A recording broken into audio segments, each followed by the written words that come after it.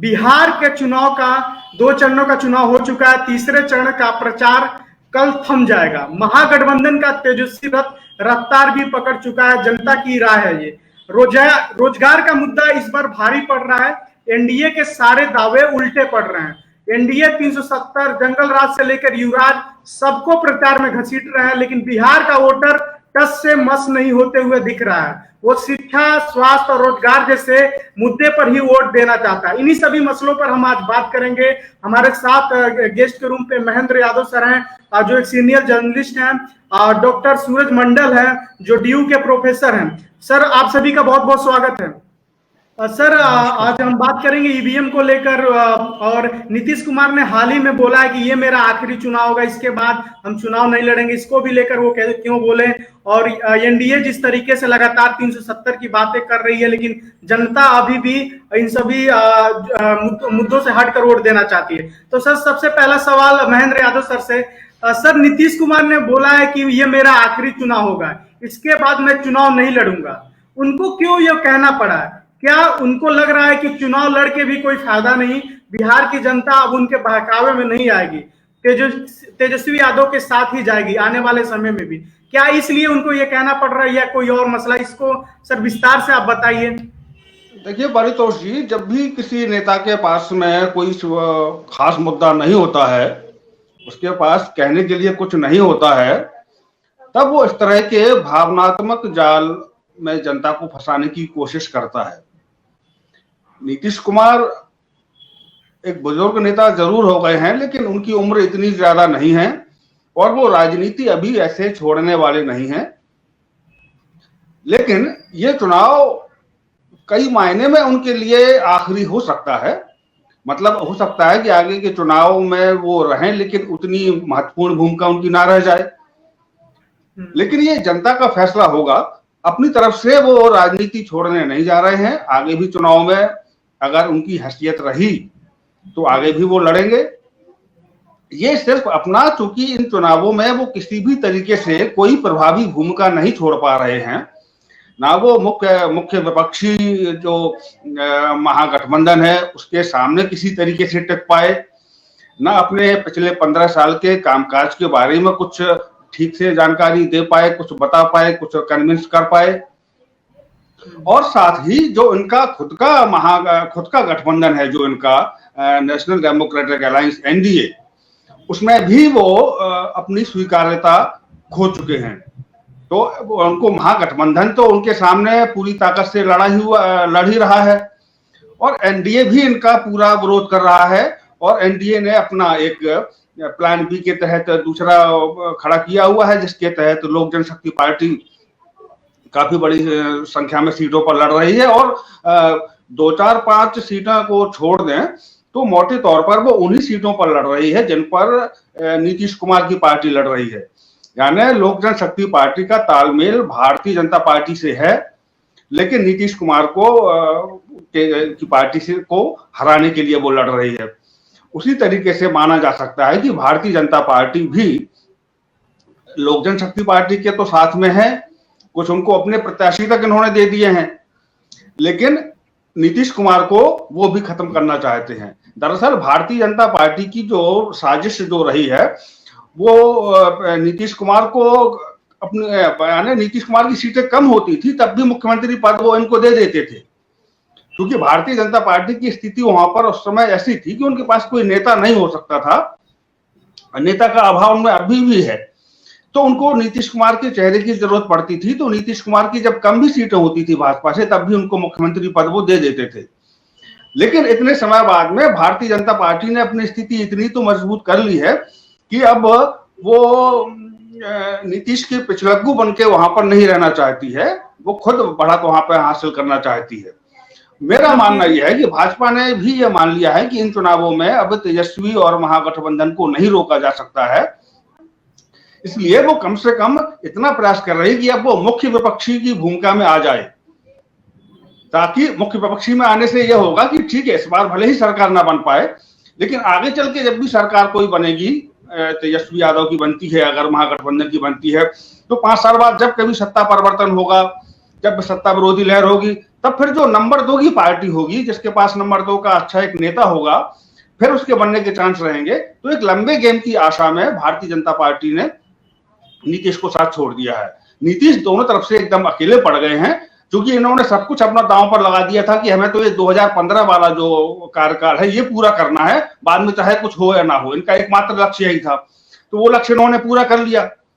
तो जब जब ये लक्ष्य पूरा किया तब ये क्लियर था कि आगे चल के इनको भारी नुकसान होगा, लेकिन वो उन्होंने ये सोचा होगा कि भाई आगे जो भी नुकसान होगा हम सहेंगे, तो वो भी सहने के लिए तैयार है। लेकिन अब वो चाहते हैं कि कम से कम इतनी सीटें तो मिल जाएं कि एक कुछ उनकी अहमियत तो बची रहे, इसीलिए उन्होंने ये दांव फेंका है। और वो भी उन्होंने आखिरी चरण में फेंका है। अगर ऐसी बात थी तो ये पहले चरण से बोल देते फिर, लेकिन उन्होंने देख लिया कि 2 चरणों में जब उनको कुछ नहीं हो पा रहा है, मतलब पब्लिक इस तरह से हूट कर रही है, मतलब प्याज टमाटर ये मार रही है और क्या क्या मतलब नहीं कर रही है, तो वो कहीं से भी बिल्कुल हवा नहीं बन पा रही है। इसीलिए उन्होंने ये कोशिश की है कि कुछ तो सीटें आ जाए ताकि थोड़ी वैल्यू बनी रहे या केंद्र में मंत्री पद मिल सके। इमोशनल कार्ड खेलने की कोशिश किया नीतीश कुमार ने।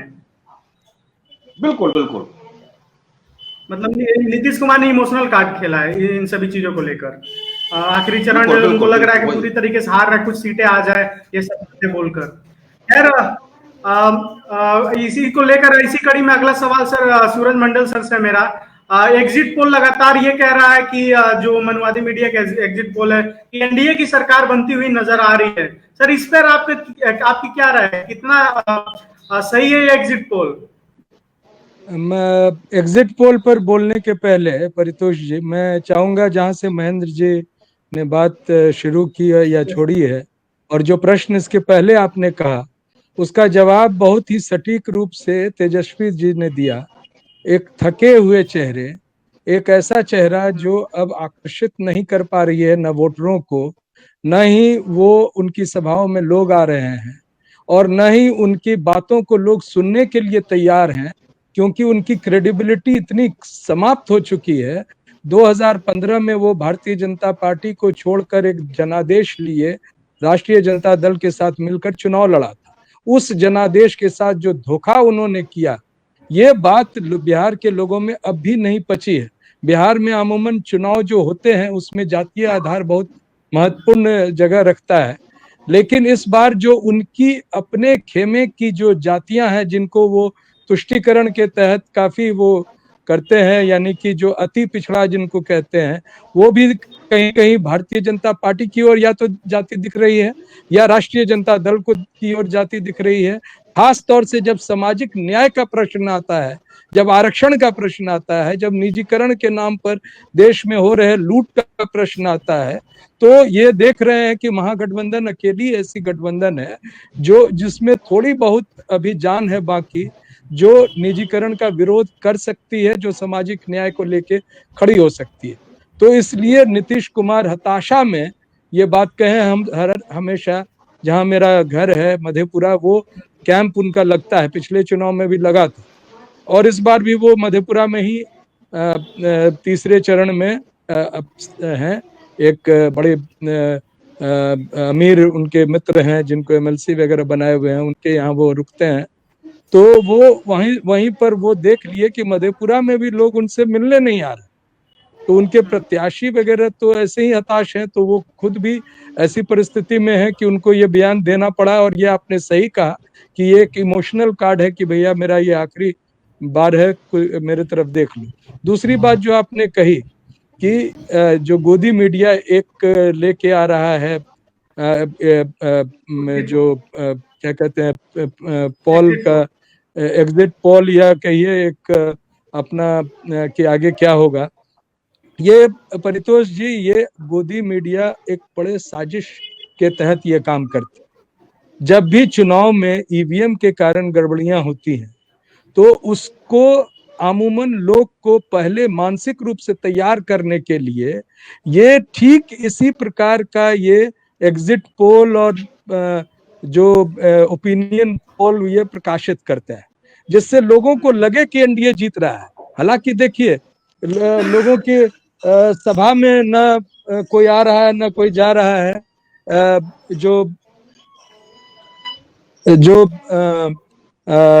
जो स्थिति है वहां पर जो प्राइम मिनिस्टर मोदी की जो सहरसा में सभा हुई उसमें लोग नदारद थे, लोग सुनने के लिए तैयार नहीं है इनको, तो वोट कहां से देंगे? और ये कहा जा रहा है गुपचुप तरीके से इनके वोटर तैयार हो रहे हैं। ये बड़ी जो तीसरे चरण में, जो पहले चरण में देखा गया कि महागठबंधन को लीड मिल रही है, तो दूसरे चरण में ऐसा स्थिति दिख रहा था कि जिसमें किसी का लीड कहने की के स्थिति में नहीं थे, और तीसरे में तो एनडीए आगे बढ़ेगा। ये जान लें कि तीसरे चरण में वो सारे जगह हैं जहां ऐसे वोटर हैं, खासतौर से जो पिछड़े वर्ग के लोग हैं, जो अल्पसंख्यक समुदाय के लोग हैं, जो सीमांचल के लोग हैं, जो कोशी क्षेत्र के लोग हैं, जो मिथिला के कुछ बचे हुए हिस्से हैं जहां चुनाव नहीं हुए थे, ये सारे क्षेत्र ऐसे हैं जहां राष्ट्रीय जनता दल को स्वतः एक लीड मिलता है। तो ऐसी स्थिति में ये एग्जिट पोल वगैरह ये साजिश का एक हिस्सा है, इसको सिरे से हम खारिज करते हैं और हम आह्वान करते हैं आपके माध्यम से कि ऐसे जो कैंडिडेट्स हैं वो ईवीएम से जो हेरा फेरी होती है उसको रोकने के लिए जो उनके बलबूते में हो वो कोशिश करें, चुनाव के समय कोशिश करें, जब स्ट्रांग रूम में रखा जाता है ईवीएम उस समय कोशिश करें, और ये जो साजिश है इसको बेनकाब करें। सर, आपने ईवीएम का जिक्र किया। सर, इसी से जुड़ा एक मेरे मन में एक सवाल है। हमेशा से चुनाव में ईवीएम का मुद्दा विपक्ष उठाती रहती है, तो भारतीय जनता पार्टी क्यों नहीं मुंह तोड़ जवाब देने के लिए एक बार बैलेट पेपर से ही क्यों नहीं चुनाव करा देती है? क्यों नहीं कराती? क्या सच में कुछ दाल में काला है इसलिए नहीं कराती, या कोई और वजह है? नहीं, एंटायर दाल काला है, दाल में काला नहीं है। पूरा का पूरा ईवीएम जो है ये पूरे के पूरे एक साजिश का हिस्सा है। विश्व के किसी भी बड़े जनतंत्र में जो ऐसे देश हैं जो बहुत, अभी अमेरिका में चुनाव हो रहा है, बैलेट से चुनाव हो रहा है, तो और जापान जहां ईवीएम मशीन बनती है वो बैलेट से चुनाव करवाते हैं। तो ये जो ईवीएम का जो एक साजिश इस देश पर थोपा गया है ये बहुत ही गंभीर चिंता का विषय है। आपने कहा कि विपक्ष इस सवाल को उठाता है, लेकिन विपक्ष पुरजोर तरीके से नहीं उठाता। तकनीकी ईवीएम के बारे में जहां तक मैं भी बता दूं, क्योंकि हम लोग और सूरज जी और हमारे तमाम साथी ईवीएम को लेकर काफी हद तक सक्रिय भी रहे हैं, लेकिन वास्तव में देखिए ईवीएम हटने की स्थिति में है नहीं है। सच्चाई ये है, इसकी तरफ सूरज जी ने इशारा भी किया है, मैं उसको थोड़ा सा और ज्यादा स्पष्ट शब्दों में बता दूं कि ईवीएम के पक्ष में कांग्रेस है, भारतीय जनता पार्टी है, समाजवादी पार्टी है, बहुजन समाज पार्टी है और आरजेडी भी है। ये सारी पार्टियां ईवीएम के पक्ष में हैं, इसलिए, और बाकी दल है वो भी ईवीएम के पक्ष में हैं। तो जब सारे राजनीतिक दल ईवीएम के पक्ष में हैं तो फिर ईवीएम का हट पाना मुश्किल लगता है। फिर कांग्रेस को तो ईवीएम लाई ही थी, भारतीय जनता पार्टी को उससे सीधा फायदा हो रहा है, और अब थोड़ा विस्तार से या विषय से हटना हो जाएगा, लेकिन ईवीएम से चुनाव होने के कारण बाकी इन दलों को भी कुछ ना कुछ फायदा होता रहा है। इनके पास में एक हार का एक वाजिब कारण बताने के लिए हो जाता है कि भाई हम तो इस वजह से हारे। तो ईवीएम का फायदा तो बहुजन समाज पार्टी में मायावती जी को भी हो रहा है, अखिलेश यादव जी को भी हो रहा है, और आरजेडी भी ईवीएम के पक्ष में ही है।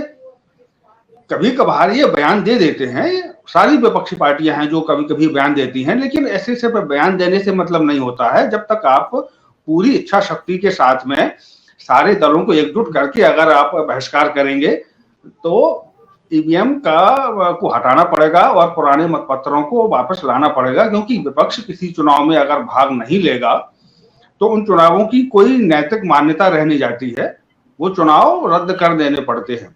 पंजाब में जब आतंकवाद का दौर था उस समय याद होगा कि जब चुनाव कराए गए वहां पर स्थिति कुछ संभली तो कांग्रेस ने तो चुनाव कराए ही थे, कांग्रेस सरकार में ही तो थी, लेकिन अकाली दल ने चुनावों का बहिष्कार कर दिया था। तो अकाली दल वहां तो मुख्य दल होता है, लेकिन जब उसने बहिष्कार कर दिया तो फिर चुनाव आयोग जो तारीखें घोषित कर चुका था, प्रोग्राम घोषित कर चुका था, और अकाली दल के अलावा बाकी छोटे मोटे दल जितने भी थे वो सब लड़ने को तैयार थे, लेकिन चुनाव आयोग को वो चुनाव रद्द कर देने पड़े थे। आगे चल के जब स्थिति और सही शांत हुई और जब अकाली दल भी शामिल हुआ चुनाव में, तब वो चुनाव कराए गए। अब तकनीकी रूप से देखा जाए तो उस समय चुनाव करा सकते थे वो, लेकिन चुनाव नहीं कराए क्योंकि उन चुनावों की कोई वैल्यू नहीं रहती, कोई मान्यता नहीं रहती उन पर। आपके लोकतंत्र पर सवाल उठने लगते कि कैसा लोकतंत्र है जिसमें विपक्ष भाग ही नहीं ले रहा है।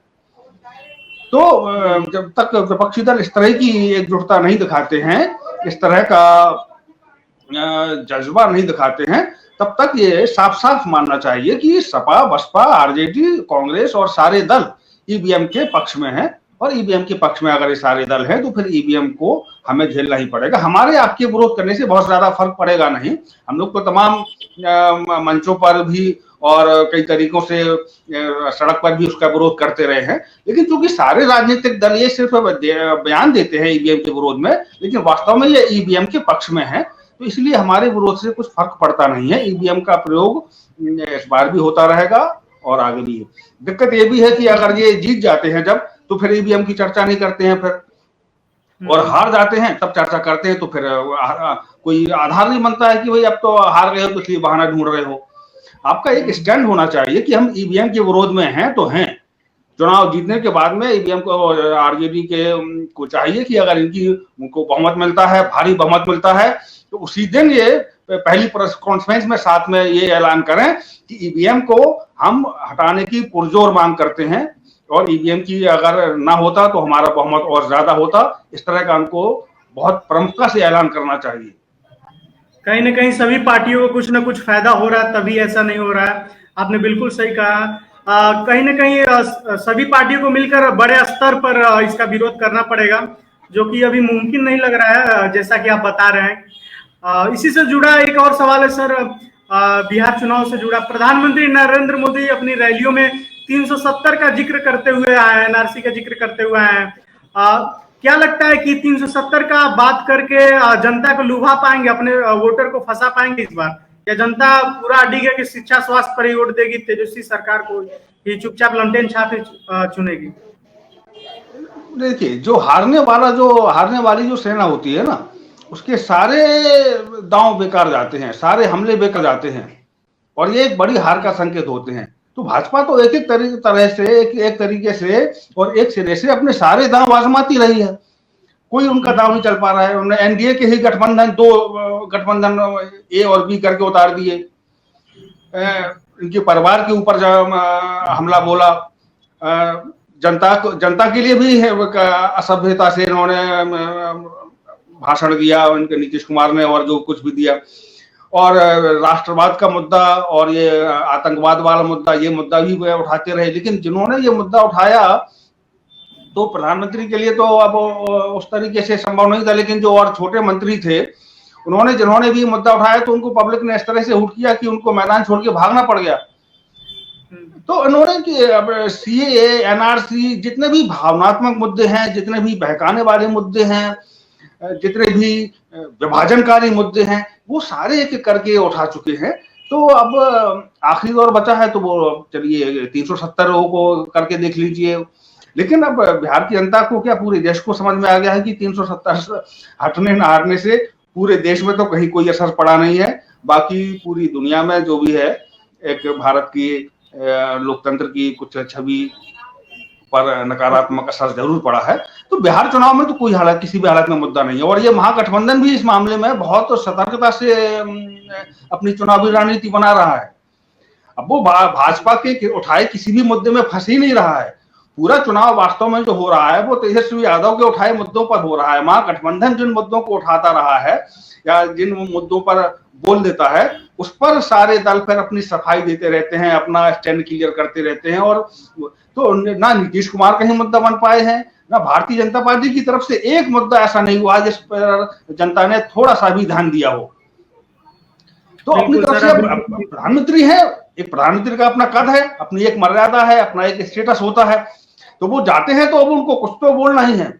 कहीं भी जाएंगे तो 15-20 मिनट 25 मिनट का भाषण देना ही है, तो अब वो कर रहे हैं। लेकिन उनके जो भाषण लिखने वाले हैं उनको भी अब कुछ समझ में नहीं आ रहा है कि ऐसा क्या उसमें शामिल किया जाए। आप 15-20 मिनट का भाषण देते हैं, उस भाषण में अपने विकास कार्यों का जिक्र उतना क्यों नहीं करते हैं? ये भी तो कर सकते हैं। वो जैसे बीजेपी आईटी सेल गिनवाती रहती है उनकी विकास कार्य। बीजेपी आईटी सेल गिनवाती है व्हाट्सएप पे, उनका एक टारगेट एरिया जो होते हैं, उनके दर्शक होते हैं, पाठक होते हैं, जो आगे बहुत कुछ सोच समझ नहीं पाते हैं।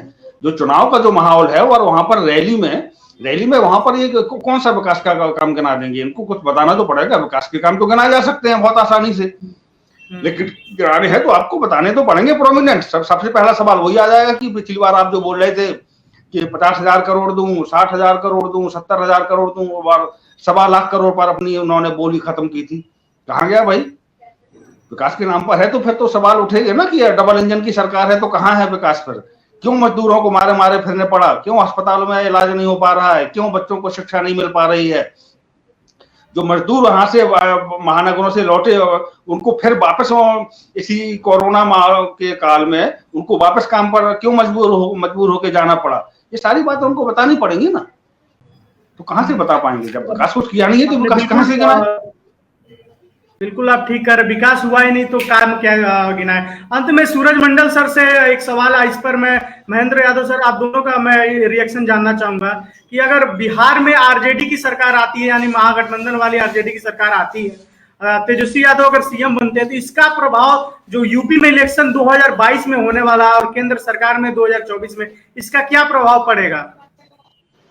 जी, जो आप कह रहे हैं परितोष जी, अगर दो चुनाव का असर यूपी से अधिक नरेंद्र मोदी और भारतीय जनता पार्टी के भविष्य पर पड़ने वाला है। एक तो बिहार चुनाव में जो भी परिणाम होंगे उससे भारतीय जनता पार्टी की आगे की राजनीति प्रभावित होगी, और अमेरिका में जो रिजल्ट आ रहा है उससे भी ये जो हेलो ट्रम्प हाय ट्रम्प करते रहते हैं, और जिस तरह से ये कोरोना के साथ ही ट्रम्प को उतार दिए थे अहमदाबाद में, उसके कारण भी अगर ट्रम्प हारते हैं तो यहाँ पर नरेंद्र मोदी जी अपने भाषणों में, माननीय प्रधानमंत्री हैं, उनके भाषण का बड़ी आयाम रहता है। वो बोलते हैं कि हम बड़ी सौभाग्यशाली व्यक्ति हैं, सो आप सौभाग्यशाली व्यक्ति को चुनिए, लेकिन जो स्थिति बन रही है उसमें उनका सौभाग्य खत्म होता दिख रहा है। और इसमें जो आपने कहा कि उत्तर प्रदेश में क्या प्रभाव पड़ेगा, ये सिर्फ इस पर निर्भर नहीं करता है कि कौन जीतता है। राष्ट्रीय जनता दल जीतती है तो एक बड़ा असर होगा ही होगा, लेकिन इसके साथ राष्ट्रीय जनता दल कौन से एजेंडा के साथ आगे बढ़ती है, क्या वो सामाजिक न्याय पर उचित दृष्टिकोण या स्थान देती है? अगर उन्होंने 10 लाख नौकरियों का वादा किया है तो इस वादा को कितना हद तक वो निभा सकते हैं, और अगर निभाते हैं तो सरकारी क्षेत्र में उसको जो दिया जाता है तो उसमें सभी वर्गों को, समाज के सभी वर्गों को बराबर का हिस्सेदारी मिल रहा है कि नहीं, प्रतिनिधित्व मिल रहा है कि नहीं, इसको वो दिखा पाते हैं कि नहीं, किस व्यक्ति को कौन पद देते हैं या जनेऊ की लीला में फंस जाते हैं, ये भी बड़ा प्रश्न उठेगा।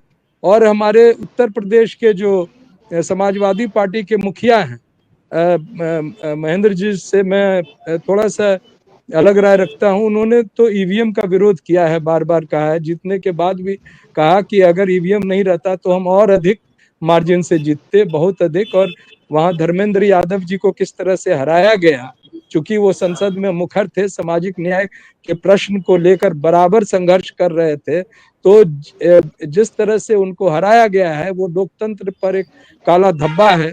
और जो भी व्यक्ति, चाहे वो जुड़ा हुआ हो पत्रकारिता से या जो राजनीति के बारे में थोड़ी बहुत जानकारी रखता है, उसे पता है कि किस तरह से कितना घिनौना खेल उनके क्षेत्र में किया गया, बदायूं में किया गया।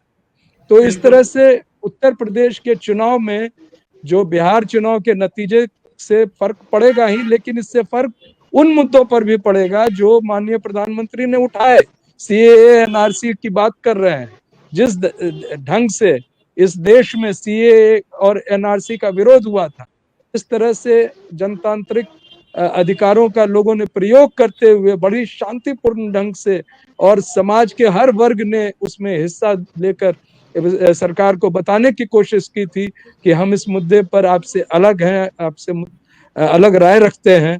मतलब सर प्रभाव पड़ेगा उत्तर प्रदेश से ज्यादा केंद्र सरकार पर, केंद्र के चुनाव में, अगर ये चुनाव अगर आरजेडी निकाल लेती है, भागलपुर निकाल लेती है। सर जल्दी से महेंद्र यादव सर आपके से भी इस पे रिएक्शन जानना चाहूंगा सर। असर पड़ेगा, मैंने इस बारे में पहले भी बोला हुआ है कि खासतौर पर जैसे ये रोजगार के मुद्दे पर एक मतलब सारे मुद्दे तो चुनाव में तो कई सारे मुद्दे होते ही हैं, लेकिन अक्सर ये होता है कि एक जनता की समझ के हिसाब से एक मुद्दा प्रोमिनेंट हो जाता है।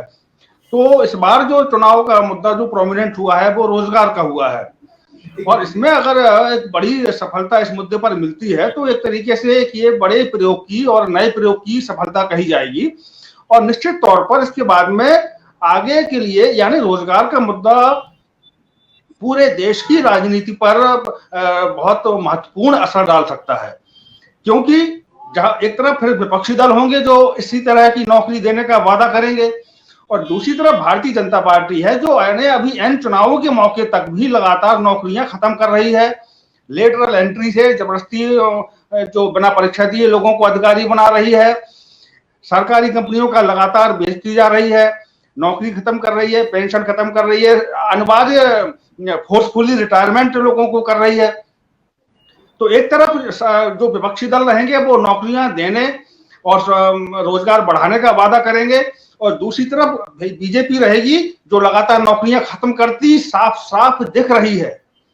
तो दो किसानों पर हमला कर रही है। इसी मुद्दे पर पूरे देश की राजनीति बदल सकती है, जहां तक मेरा मानना यह है। बाकी और बहुत सारे मुद्दे हैं वो तो अपनी जगह पर रहेंगे ही, लेकिन एक यही मुद्दा है जो अपने आप में देखा जाए तो उसको सारे विपक्षी दल उठा लेंगे बिल्कुल, यानी जो वगैरह को लेकर बहुत ज्यादा प्रोमिनेंट भूमिका में नहीं भी रहते हैं उनको भी ये मुद्दा बहुत ज्यादा प्रभावित करने वाला है, क्योंकि नौकरियां जो है वो ठीक है आरक्षण हो या फलाना है, लेकिन उस तरीके से आरक्षण कई बार देखा गया है कि लागू नहीं होता है।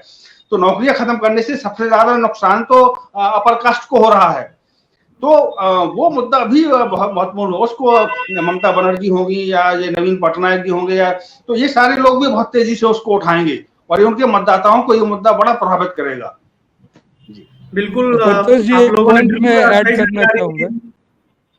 परितोष जी एक पॉइंट सिर्फ में, जो महागठबंधन ने ये वायदा किया है कि किसानों के संदर्भ में जो कानून केंद्र ने बनाया है, अगर बिहार में हम जीतते हैं और आगे केंद्र में भी अगर हम सत्ता में आते हैं तो किसानों को जो लूटने का अडानी अंबानी के लिए खुला खेल छोड़ने का जो प्रयास किया जा रहा है उसका हम विरोध करेंगे, उस कानून को बदलेंगे।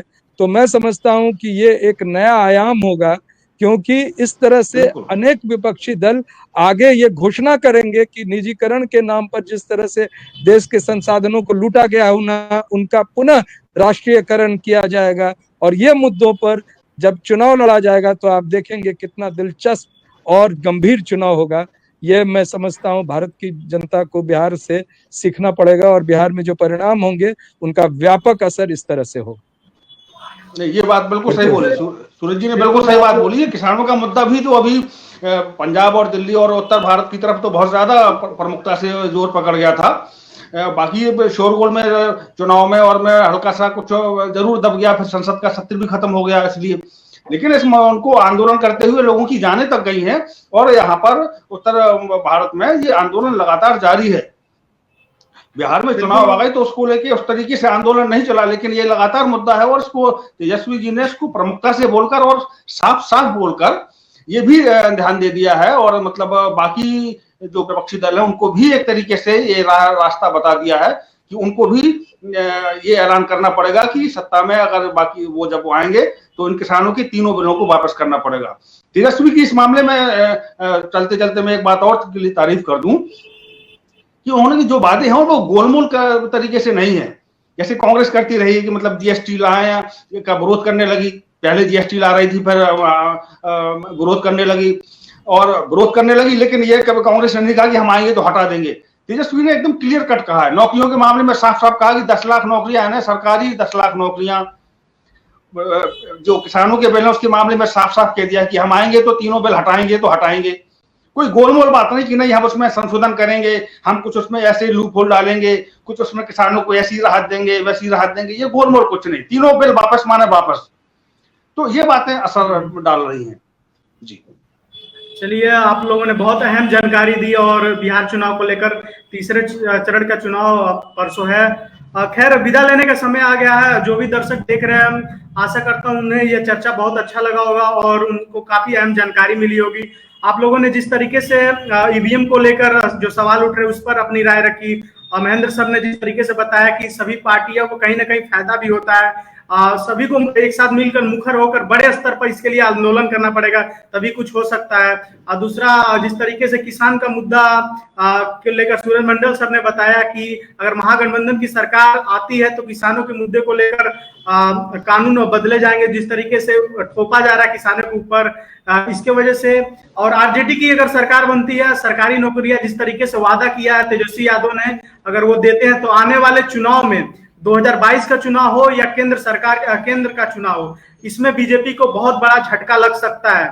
तो हमारे साथ बने रहने के लिए बहुत बहुत धन्यवाद। ये थे हमारे साथ महेंद्र यादव सर जो सीनियर जर्नलिस्ट हैं, और डॉक्टर सूरज मंडल जो प्रोफेसर हैं ड्यू के। सर बहुत बहुत शुक्रिया। चैनल को सब्सक्राइब नहीं किया है तो प्लीज़ सब्सक्राइब कीजिए और ताज़ा अपडेट पाने के लिए बेल आइकन को दबाना ना भूलें।